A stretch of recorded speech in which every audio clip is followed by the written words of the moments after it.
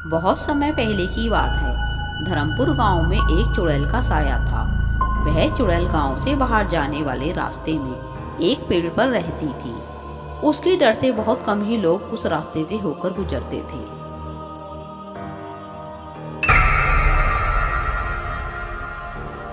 अगर कोई व्यक्ति उस रास्ते से गुजरता तो वह उसे रोक लेती थी और पहेली पूछती थी। अगर वह व्यक्ति उस पहेली का उत्तर नहीं दे पाता था तो वह उसे मार देती थी। गांव के सभी लोग डर के साए में जी रहे थे। एक दिन गांव के एक व्यक्ति कैलाश को किसी जरूरी काम से गांव से बाहर जाना था और दूसरे रास्ते पर ज्यादा बारिश होने की वजह से पानी भरा हुआ था।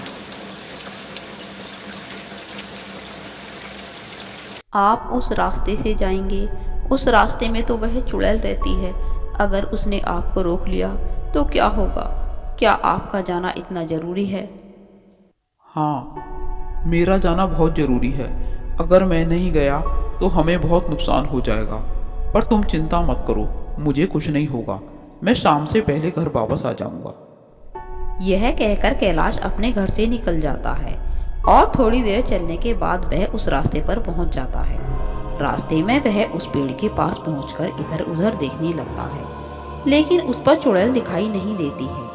वह सोचता है कि शायद चुड़ैल वहां नहीं है, इसलिए वह तेजी से चलने लगता है कि तभी एक भयंकर हंसी के साथ आवाज आती है। रुक जा। कैलाश पीछे मुड़कर देखता है कि तभी वह चुड़ैल उसके पीछे खड़ी हो जाती है। कैलाश उसे देखकर डर जाता है। आगे कहाँ बड़ा चला जा रहा है? तूने सोचा कि तू मुझसे बचकर निकल जाएगा? जब तक तू मेरी पहेली का उत्तर नहीं दे देता तब तक तू यहाँ से नहीं जा सकता। मैं तुझे सूर्य छिपने तक का समय देती हूँ। यदि तूने उत्तर नहीं दिया तो तुझे मरना होगा। अब जल्दी से मेरी पहेली का उत्तर बता। वह कौन है जो सुबह को 4 पैरों पर चलता है, दोपहर को 2 पैरों पर और शाम को 3 पैरों पर चलता है? पहेली सुनकर कैलाश के होश उड़ जाते हैं, क्योंकि उसे इसका उत्तर मालूम नहीं था। मुझे इसका उत्तर नहीं पता, मुझे छोड़ दो। मुझे किसी जरूरी काम से बाहर जाना है, मुझ पर रहम करो। हा हा हा। रहम शब्द तो मेरे शब्दकोश में है ही नहीं। अब तो तुझे मरना ही होगा। चल, अभी तेरे पास सूरज छिपने तक का समय है। हो सकता है तू इस पहेली का उत्तर दे दे, फिर मैं तुझे जाने दूंगी। कैलाश अपने दिमाग पर बहुत जोर डालता है, लेकिन इस पहेली का उत्तर नहीं दे पाता है। शाम होने वाली होती है और कैलाश को उसके सामने उसकी मौत दिखाई देने लगती है। धीरे धीरे सूर्य भी छिप जाता है और चुड़ैल उसे मार देती है। हा हा हा हा। चल, अब तेरा समय पूरा हो गया। अब मरने के लिए तैयार हो जा। उस रास्ते से गुजरने वाला व्यक्ति चाहे कितना ही बड़ा ज्ञानी क्यों ना हो, कोई भी उसकी इस पहेली का उत्तर नहीं दे पाता था और उस चुड़ैल के हाथों मारा जाता था। धर्मपुर गांव से कुछ दूरी पर सूरजपुर गांव था। इस गांव में माधवन नामक एक व्यक्ति रहता था। वह ज्यादा पढ़ा लिखा तो नहीं था, परंतु उसने भ्रमण करके और संत महात्माओं की संगति से अच्छा खासा ज्ञान प्राप्त कर लिया था। माधवन गांव के लोगों से पहेली पूछकर उनका मनोरंजन भी किया करता था। उसके द्वारा पूछी हुई पहेलियां बहुत ही कठिन होती थी और आसानी से उनका उत्तर कोई नहीं दे पाता था। एक दिन माधवन गांव के कुछ लोगों के साथ बैठा हुआ होता है। हाँ तो भैया माधवन, आज कौन सी पहेली पूछोगे? हमसे तो तुम्हारी पहेलियों के उत्तर नहीं दिए जाते।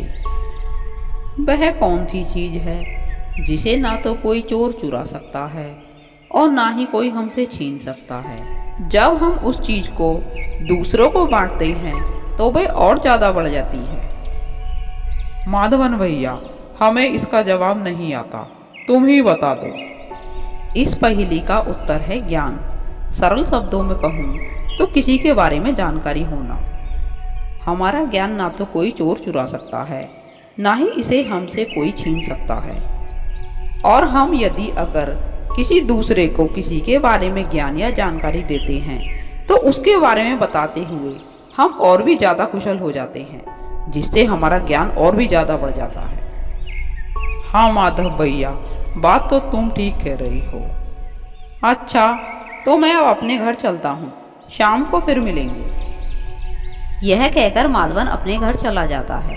घर पहुँचने पर उसकी पत्नी रमा उससे कहती है, आ गए आप जो पूरा दिन वहाँ पेड़ के नीचे पंचायत लगाकर बैठे रहते हो, घर बार की भी कुछ फिक्र है? घर में पत्नी है, एक बेटी है और एक भैंस भी है, इसकी भी कुछ चिंता है?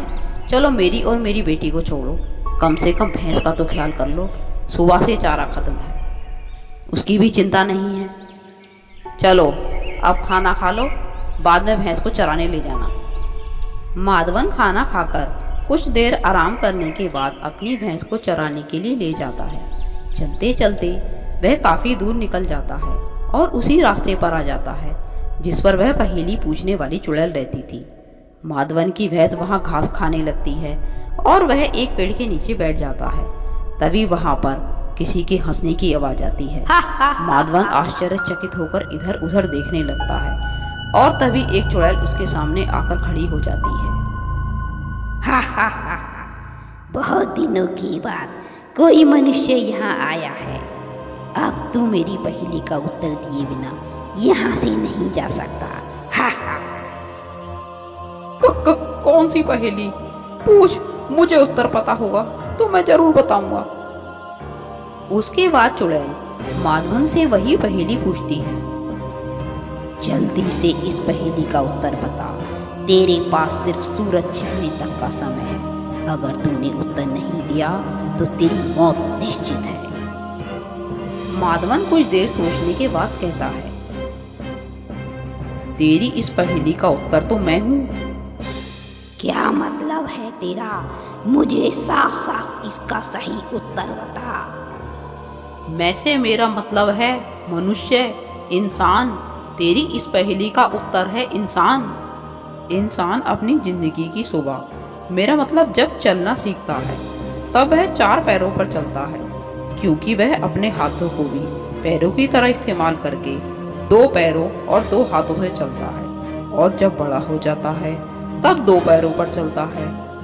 और बूढ़ा होने पर जिंदगी की शाम में जब वह लाठी का सहारा लेकर चलता है, तब वह लाठी ही उसका तीसरा पैर बन जाती है। ये क्या किया तूने? तूने तो बिल्कुल ठीक उत्तर दे दिया।